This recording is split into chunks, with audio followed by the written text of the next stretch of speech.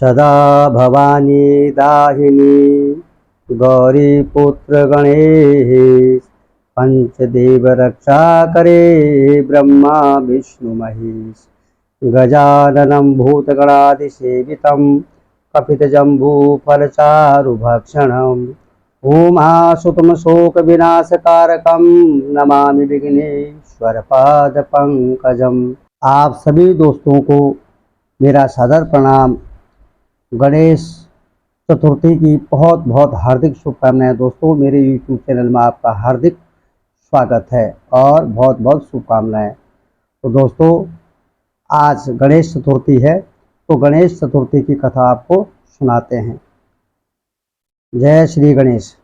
मित्रों, गौरी पुत्र गणेश भगवान की जय। आज भाद्रपद मास के शुक्ल पक्ष की चतुर्थी तिथि है और इस दिन भगवान श्री गणेश के जन्मदिन के रूप में मनाया जाता है, यानी कि भगवान गणेश जी का उत्सव दिवस। तो दोस्तों, गणेश चौथ हमारे हिंदू सनातन धर्म का एक प्रमुख त्यौहार है और इस त्यौहार को पूरे देश में बड़े धूमधाम के साथ भगवान के भक्त मनाते हैं और सभी प्रकार के विघ्न बाधाओं कष्टों से दूर होने के लिए भगवान से प्रार्थना करते हैं, क्योंकि श्री गणेश जी विघ्नहर्ता उनको कहा जाता है, दुखहर्ता उनको कहा जाता है, सुख समृद्धि के दाता है और विद्या बुद्धि के दाता हैं। अपने भक्तों का हमेशा जो है कल्याण करते हैं।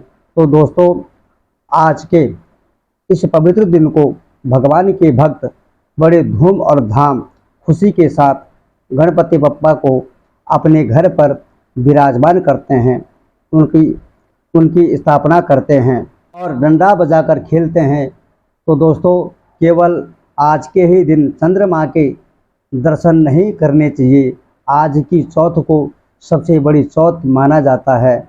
आज के दिन चौथ माता की कथा और चंद्रमा को देख लेने से जो कलंक लगता है, वह कलंक को दूर करने की कथा और श्री गणेश भगवान की कथा सुनने से समस्त प्रकार के पाप, कष्ट, संकट सब दूर हो जाते हैं और जो भी भक्त की इच्छाएं होती हैं, संकल्प होता है और उनकी मनोकामनाएं होती हैं और भगवान का व्रत पूजन करने से सभी प्रकार की मनोकामनाओं की पूर्ति होती है। दोस्तों, तो आज मैं आपको कथा सुना रहा हूँ और आप बड़े प्रेम पूर्वक भगवान की कथा को अवश्य सुने। तो दोस्तों, गणेश जी की बड़ी दुर्लभ और चतुर्थी की कथाएं, तो इन कथाओं को बड़ी श्रद्धा और प्रसन्नचित्त मन से पूरा अवश्य सुने। गणेश पुराण के अनुसार भाद्रपद मास की शुक्ल पक्ष चतुर्थी को मध्याह्न के समय भगवान श्री गणेश जी का अवतरण हुआ था और शिव पुराण में भाद्रपद मास के श्री कृष्ण पक्ष की चतुर्थी को मंगल मूर्ति गणेश जी की अवतरण तिथि बताया जाता है और भाद्रपद शुक्ल पक्ष की गणेश चतुर्थी के दिन कथा श्रवण करने का जो विधान है और यह कथा भगवान श्री गणेश से जुड़ी हुई है। गणेश जी का इस दिन पूजन करने से विद्या, बुद्धि, धन, धान्य, रिद्धि, सिद्धि सभी प्रकार की मनोकामनाएं पूर्ण होती हैं और साथ ही सभी प्रकार के विघ्न बाधाओं को भगवान दूर कर देते हैं, उनका नाश कर देते हैं। भगवान हमेशा अपने भक्तों का कल्याण करते हैं। शिव पुराण के अंतर्गत रुद्र संहिता के चतुर्थ कुमार खंड में यह वर्णन आता है कि माता पार्वती ने स्नान करने से पूर्व अपने मैले से एक बालक को उत्पन्न करके उसे अपना द्वारपाल बना दिया था और भगवान शिव ने जब प्रवेश करना चाहा तब उस बालक ने उन्हें रोक दिया। इस पर शिवगणों ने बालक से भयंकर युद्ध किया, परंतु युद्ध में उसे कोई पराजित न कर सका। आखिरकार भगवान शंकर जी को आना पड़ा और भगवान शंकर जी बहुत ही क्रोधित हुए और गुस्से में आकर, क्रोध में आकर भगवान ने अपने त्रिशूल से उस बालक का सिर काट दिया, धड़ से सिर अलग कर दिया। इससे माता भगवती शिवा अत्यंत क्रुद्ध हो उठी और उन्होंने प्रलय करने की ठान ली। तब भयभीत देवताओं ने देवर्षि मुनि नारद जी की सलाह पर देवी जगदम्बा की स्तुति करके उन्हें शांत किया और शिव जी के निर्देश पर भगवान श्री विष्णु जी उत्तर दिशा में सबसे पहले मिले। जीव जो कि एक हाथी का था, उसका सिर काट कर ले आए। मृत्युंजय रुद्र ने गज के उस मस्तक को बालक के धड़ पर रखकर उसे पुनर्जीवित कर दिया, क्योंकि भगवान भोलेनाथ कुछ भी कर सकते हैं। और माता पार्वती ने निवेदन किया था, और माता पार्वती ने जब देखा कि बालक जीवित है, तब माता पार्वती ने हर्ष से उस गजमुख बालक को अपने हृदय से लगा लिया और उसे प्रेम किया, आलिंगन किया और सभी देवताओं में अग्रणी होने का आशीर्वाद दिया। तब श्री ब्रह्मा, भगवान विष्णु, श्री हरि, महेश ने उस बालक को अग्र पूज्य होने का वरदान दिया कि बोले जब भी कोई पूजा घर में होगी, कोई भी भक्त भगवान का पूजन करेगा, सबसे पहले गणेश जी की ही पूजा होगी। और गणेश जी सभी प्रकार के विघ्न बाधाओं को दूर करने वाले देव होंगे, विद्या बुद्धि के दाता होंगे और सबकी मनोकामनाओं को पूर्ण करने वाले होंगे। तब भगवान शंकर ने उस बालक से कहा, हे गिरिजानंदन, विघ्न नाश करने में तेरा नाम सर्वोपरि होगा। तो सबका पूज्य बनकर मेरे समस्त गणों का अध्यक्ष हो जा। इसलिए वर्ष भर भी श्री गणेश चतुर्थी का व्रत करने वालों की सभी प्रकार की मनोकामनाओं को अवश्य पूर्ण करना। इसी दिन भगवान श्री गणेश जी के साथ चंद्रदेव की पूजा का भी विधान है, लेकिन चंद्र दर्शन नहीं करना चाहिए। तो दोस्तों, आइए बताते हैं कि चौथ माता की कथा। एक बार एक गांव में एक सेठ और सेठानी रहते थे। उनके एक बेटा और बहू थे। बहू सबको भोजन करा करके फिर स्वयं भोजन करती थी। वह पहले दूसरे का पेट भरती थी, बाद में स्वयं भोजन करती थी। एक पड़ोसन ऐसी भी थी जो रोज पूछती थी कि बहू आज क्या बनाया। बहू कहती थी ठंडो बासी। एक दिन उसके पति ने ऐसा सुनकर विचार किया कि आज वो पकवान बनाए जाए, फिर देखो कि मेरी पत्नी क्या कहती है। उसने तरह तरह के व्यंजन बनाए और घर के सभी लोगों ने साथ बैठकर भोजन किया। और आज भी पड़ोसन ने पूछा तो बहू ने कहा ठंडो बासी। सेठ के लड़के ने सोचा होना हो कोई बात तो अवश्य है जिससे मेरी पत्नी ऐसा कहती है। उसने अपनी पत्नी से पूछा तुम रोज ठंडो बासी खाया ऐसा क्यों कहते हो, जबकि हम सबने एक साथ बैठकर कई तरह के पकवान खाए हैं। तब उसकी पत्नी बोली हम लोग जो कुछ भी खा रहे हैं वह आपके बुजुर्गों की कमाई है। जिस दिन आप स्वयं कमा करके लाओगे उस दिन मैं समझूंगी कि ताज़ा भोजन बना रही हूँ और खा रही हूँ। अब एक दिन लड़के ने अपनी माँ से कहा मैं एक बड़े शहर में कमाई करने जा रहा हूँ। माँ बोली बेटा अपने पास इतना धन है कि कितना भी खाओ समाप्त नहीं होने वाला है, तुम्हें क्यों चिंता है, तुम्हें क्या ज़रूरत है बाहर जाने की, तुम्हारे पिताजी ने सब कुछ रखा हुआ है। माँ के मना करने पर भी बेटे ने स्वयं कमाने का दृढ़ निश्चय संकल्प कर लिया कि मैं शहर जाऊंगा और नौकरी करके मैं धन कमाऊंगा। और घर से निकल पड़ा और जाते समय पत्नी से कहा मैं जब तक कमा कर बहुत सा धन लेकर न आऊं तुम चूल्हे की आग मत बुझने देना। चूल्हे में लगातार आग जलनी चाहिए। एक दिन चूल्हे की आग बुझ गई तो वह मन ही मन घबराने लगी। उसने सोचा शायद मेरे पति पर कोई संकट या अनहोनी तो कहीं हो ना गई। इस प्रकार वह चिंता करने लगी, रोने लगी। जल्दी से पड़ोस में जाकर चूल्हे में आग डालने का विचार करके गई। वहाँ पड़ोसन चौथ माता का व्रत पूजन कर रही थी। पड़ोसन ने कहा, थोड़ी देर में आकर आग लेके जाना। बहू ने पड़ोसन से पूछा, आप यह व्रत क्यों करती हैं, इससे क्या मिलता है? तब पड़ोसन ने कहा, मैं चौथ माता के इस व्रत को करने से अन्न, धन और लक्ष्मी मिलती है। इससे घर में कभी अन्न और धन की कमी नहीं होती है और लक्ष्मी माता की कृपा सदैव हमारे घर पर बनी रहती है तथा सभी प्रकार के हमारी मनोकामनाएं माता पूरी करती है। अब बहू भी चौथ माता का व्रत करने लगी। दीवार पर चौथ माता बनाई।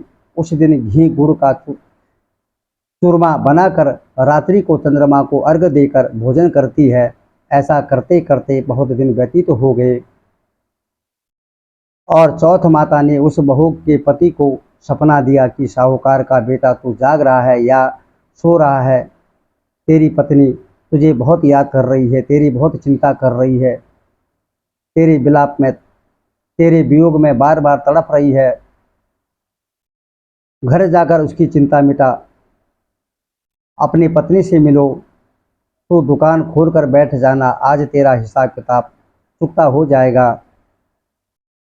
और अब तो चौथ माता ने जैसा कहा था वैसा ही हुआ। उसने घर जाने की तैयारी की और गाड़ी भरकर धन दौलत लेकर अपने घर के लिए चल दिया और बड़े खुश मन से अपने घर के लिए गया। और मन ही मन उसे बड़ी खुशी हो रही थी कि मेरी पत्नी मुझे जब घर पर पहुंचकर देखेगी तो बहुत ही खुश हो जाएगी और बोलेगी, मेरा पति बहुत सा धन कमा करके लाया है। इस प्रकार दोस्तों, उसके पास नहीं गया तो वह घर पर आकर मुझे डस लेगा और मेरी जान ले लेगा। पत्नी बहुत ही चतुर थी। उसने कहा, आप जरा भी घबराओ नहीं, आप सो जाइए, मैं कुछ उपाय करती हूँ। तब पत्नी ने अपने कमरे में 7 सीढ़ी बनाई। पहली सीढ़ी पर रेत, दूसरी सीढ़ी पर इत्र, तीसरी सीढ़ी पर गुलाल और फूल, चौथी सीढ़ी पर केसर, पांचवी पर लड्डू पेड़ा, छठी पर गद्दी गलीचा और 7वीं सीढ़ी पर दूध का कटोरा भरकर रख देती। इस प्रकार वह 7 सीढ़ी सजाकर बैठ गई। आधी रात होते ही नाग आकर सीढ़ी पर चढ़ने लगा। पहली सीढ़ी पर रेत में लेट गया और कहने लगा, सेठ की बहू ने तो आराम तो बहुत दिया है, पर बचनों से बंधा आया हूँ तो मुझे डसना ही पड़ेगा। अवश्य मुझे अपना दिया हुआ वचन मुझे पूरा करना होगा। इस प्रकार 7 सीढ़ियों पर नाग आराम करता हुआ और कहता है कि डसूंगा जरूर। कमरे में पहुंचने ही वाला था कि चौथ माता ने विचार किया कि यदि मैं इसे नहीं बचाऊंगी तो संसार में धर्म, कर्म और व्रत पूजन को कौन मानेगा। लोग तो भगवान का पूजन करना ही छोड़ देंगे, भगवान पर से विश्वास ही उठ जाएगा। इसलिए मुझे कुछ करना होगा। अब तो गणेश जी, चंद्रमा जी और चौथ माता ने उसे बचाने का विचार किया है। चंद्रमा जी ने उजाला किया है, चौथ माता ढाल बनी है और गणेश जी ने तलवार लेकर नाग को मार दिया और ढाल से ढक दिया। अब बहू भी थकी हारी सो गई। दिन उगा तो लोग बेटे से मिलने आए, परंतु बेटा और बहू तो उठे ही नहीं थे। बहुत देर हो गई। माँ उन्हें उठाने गई। उसने अर्थात लड़के की माँ ने 7 सीढ़ियों पर जो कुछ देखा वह बहुत घबरा गई। उसे चिंता होने लगी, ये कैसे क्या हो गया और क्यों हुआ। उसे बेटे की चिंता होने लगी और बेटे बहू को आवाज़ देने लगी। अब बेटा और बहू उठे तो देखा कि एक ढाल तलवार वहाँ पड़ी हुई है और अब ढाल उठाई तो देखा वही काला नाग वहाँ पर मरा हुआ पड़ा था। बेटा बहू ने सोचा कि आज तो धर्म कर्म की आड़ से भगवान श्री गणेश जी और चौथ माता ने अपनी रक्षा की है। हे चौथ माता, आपने जैसे ही सेठ के बेटे बहू की रक्षा की है, उसी प्रकार सबकी रक्षा करना, सबका कल्याण करना, सबका मनोरथ सिद्ध करना, और हम आपके भक्त हैं। हमसे कभी कोई छोटी मोटी भूल वंश कोई गलती हो जाती है, उसके लिए मैं क्षमा चाहते हैं। और इस प्रकार मित्रों, गणेश चतुर्थी कथा संपन्न हुई। तो दोस्तों, अब आइए श्रवण करते हैं भगवान श्री गणेश चतुर्थी की कथा। कहते हैं कि पौराणिक कथा के अनुसार एक बार देवी पार्वती जी ने गणेश जी से पूछा, हे पुत्र, गणेश चतुर्थी को संकट नाशक चतुर्थी व्रत गणेश चतुर्थी कहा गया है और उस दिन का व्रत किस प्रकार किया जाता है, उसकी कथा क्या है, मुझे विस्तार पूर्वक कहिए। तब देवी पार्वती जी की बातों को सुनकर श्री गणेश जी ने कहा, हे माँ, गणेश चतुर्थी का व्रत सभी प्रकार के संकटों को, कष्टों को और दीन दुखियों के कष्ट को निवारण करने के लिए ही यह व्रत किया जाता है। जो ये व्रत करता है उसके सभी प्रकार के पाप नष्ट हो जाते हैं, उनका कल्याण हो जाता है और नाना प्रकार के विविध प्रकार के फल प्राप्त होते हैं। संपूर्ण इच्छाएं, जो भी मनोकामनाएं मेरा भक्त करेगा, उसके सभी प्रकार के मनोकामनाओं को पूर्ण कर देते हैं। तब श्री कृष्ण जी कहते हैं, हे युधिष्ठिर, पुत्र की ऐसी बात सुनकर पार्वती जी ने उनसे पूछा, आहार एवं पूजन में क्या विशेषता है, उसे मैं सुनना चाहता हूँ, आप कहिए। तब गणेश जी की माता पार्वती को बहुत ही दुर्लभ कथा सुनाते हुए श्री गणेश जी कहते हैं, हे माँ, हे माते, पूर्व काल में नल नामक एक पुण्य आत्मा और यशस्वी राजा हुए और उनकी रूपशालिनी रानी दमयंती नाम से प्रसिद्ध थी। एक बार उन्हें श्रापग्रस्त होकर राज्य छोड़ना पड़ा और रानी के वियोग में कष्ट सहन करना पड़ा। तब उनकी रानी दमयंती ने इस सर्वोत्तम व्रत को किया। पार्वती जी ने पूछा, हे पुत्र, दमयंती ने किस विधि से इस व्रत को किया और किस प्रकार व्रत के प्रभाव से 3 महीनों के अंदर ही उन्हें अपने पति से मिलने का सौभाग्य प्राप्त हुआ, ऐसा मुझे बताए। मैं इन सब बातों को आपके मुख से सुनना चाहता हूँ, आप मुझे बताइए।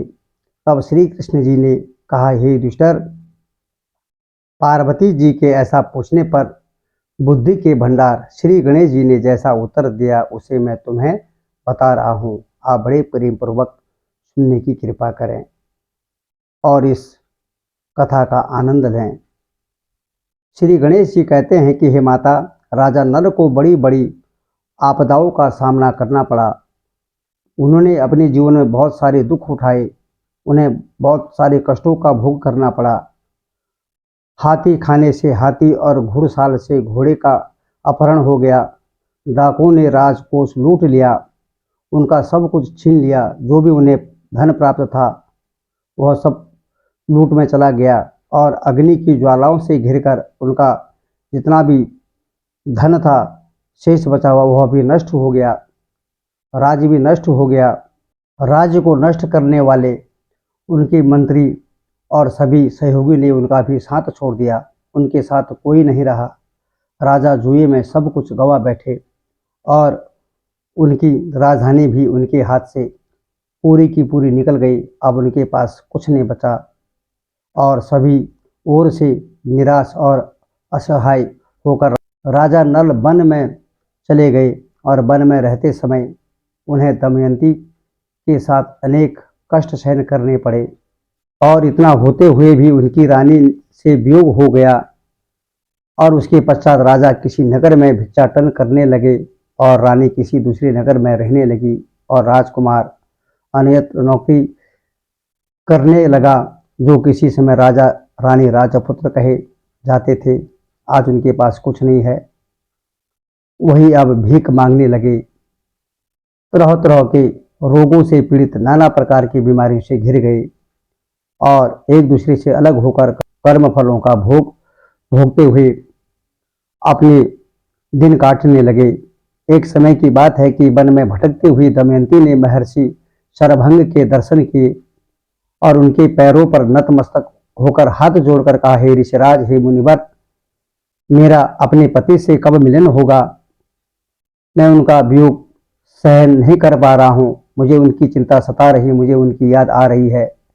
आप मुझे कोई उपाय बताने की कृपा करें, जिस प्रकार आपके उपाय से मुझे हाथी घोड़ों से युक्त घनी आबादी वाली नगरी मिलेगी और मेरा भाग्य कब लौटेगा? हे मुनिवर, आप निश्चित रूप से बताइए।